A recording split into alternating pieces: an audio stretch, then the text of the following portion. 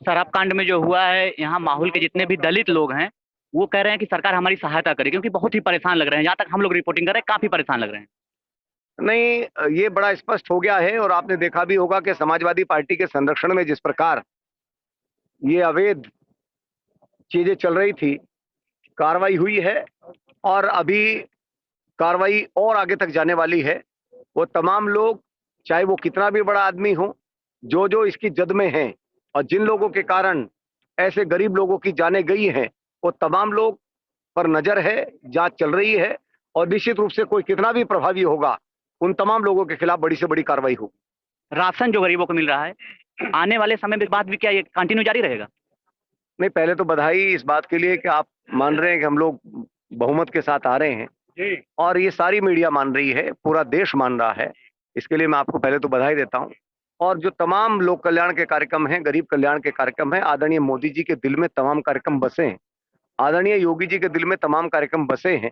और ये केवल पॉलिटिकल इवेंट नहीं है, ये सारे कार्यक्रम आप देखिए, 2014 से लेकर के 7 वर्षों में केंद्र सरकार ने जिस तरह के अभूतपूर्व काम किए हैं और उत्तर प्रदेश में 5 वर्षों में योगी आदित्यनाथ जी ने अभूतपूर्व काम किए हैं, सब वर्गों को छू करके किए हैं। और आजमगढ़ को विश्वविद्यालय देने का काम, आजमगढ़ को पूर्वांचल एक्सप्रेसवे देने का काम, आजमगढ़ को एयर स्ट्रिप देने का काम, आजमगढ़ की सड़कें बनाने का काम, आजमगढ़ में पेंशन बनाने का काम, आजमगढ़ में गरीब कल्याण के कार्यक्रम कम बनाने का काम, आजमगढ़ में हजारों की संख्या में नए आवास बनाने का काम, ये सारे कार्यक्रम मोदी योगी जी के निर्देश पर आजमगढ़ में चले हैं।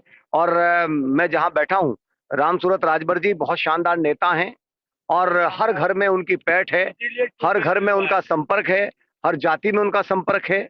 उनका पूरा जीवन यहाँ संघर्ष में निकला है, लोगों की उन्होंने सेवा की है। वो जानते हैं कैसे क्षेत्र का विकास करना है, कैसे सबको साथ लेकर के चलना है। तो यहाँ के जोश और जुनून को देख करके मैं कह सकता हूँ कि फूलपुर में बहुत बड़े अंतर से भारतीय जनता पार्टी जीतने वाली है और आजमगढ़ की 10 सीटों पर भारतीय जनता पार्टी का परचम लहराना। भारतीय जनता पार्टी का आज त्रिदेव सम्मेलन फूलपुर विधानसभा में था और जिस तरह का जोश और जुनून कार्यकर्ताओं के अंदर है, मैं गारंटी से कह सकता हूं कि इस बार आजमगढ़ में कमल खिलने वाला है और आजमगढ़ की सारी 10 सीटों पर जबरदस्त भारतीय जनता पार्टी की, मोदी योगी की लहर है। और अब मेरी समझ में आया कि ये बात शायद अखिलेश जी को पहले से ही पता थी कि आजमगढ़ में इस बार भारतीय जनता पार्टी की जबरदस्त लहर चल रही है। इसलिए यहां से सांसद होने के बावजूद भी उन्होंने आजमगढ़ को नहीं चुना। वो आजमगढ़ को छोड़ करके जाकर के दूसरी जगह से चुनाव लड़े। वो अलग बात है कि वहां हमारे वरिष्ठ नेता आदरणीय बघेल जी के सामने वो चुनाव नहीं लड़ पाए और वहां भी कठिनाइयों का सामना उन्हें करना पड़ रहा है। लेकिन आजमगढ़ में कमल खिल रहा है, ये अखिलेश जी को भी पहले से ही मालूम था। इसलिए चुनाव लड़ने के लिए उन्होंने आजमगढ़ को नहीं चुना। मंत्री जी, 4 चरणों में जो मतदान हुआ है अभी तक, तो क्या स्थिति रही, क्या लग रहा है? नहीं, मैं पश्चिम से आता हूं और वहां से पहले फेस में ही चुनाव लड़ करके आया हूं। चारों चरणों में जिस तरह की लहर भारतीय जनता पार्टी की है, और आपने अखिलेश जी की भाषा देखी होगी कि आज वो बोल कुछ रहे हैं, निकल कुछ रहा है। और वो स्पष्ट है कि उन्हें भी पता है कि उत्तर प्रदेश में भारतीय जनता पार्टी की सरकार बड़े बहुमत के साथ आ रही है, इस बात की उन्हें जानकारी है। और आजमगढ़ जैसे जिले में 10 की 10 सीटों पर जिस प्रकार का करंट चल रहा है, आदरणीय मोदी जी, आदरणीय योगी जी का जो जलवा है मैं कहूंगा, और आम आदमी, गरीब कल्याण के जो कार्यक्रम, अब आजमगढ़ जनपद की यदि मैं बात करूं कि 65 साल में यहाँ मात्र 60,000 पेंशन होती है, दिव्यांग और वृद्धा विधवा पेंशन, और 4 साल में योगी सरकार में पेंशन हो जाती है 1 लाख नहीं।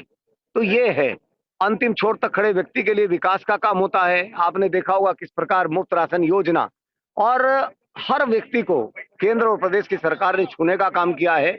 वही लहर है, 36 बिरादरी में लहर है, 36 बिरादरी में जोश है। और मैं कह सकता हूं कि आदरणीय मोदी जी, आदरणीय योगी जी को लेकर के खासा उत्साह है और उसी का परिणाम है कि भारतीय जनता पार्टी की सरकार है। अच्छा, भाजपा के, समाजवादी पार्टी के जो यहाँ पे कार्यकर्ता हैं, उनका आरोप है कि भारतीय जनता पार्टी चुनाव में हमें फंसाना चाहती है, ऐसे में क्या कहें?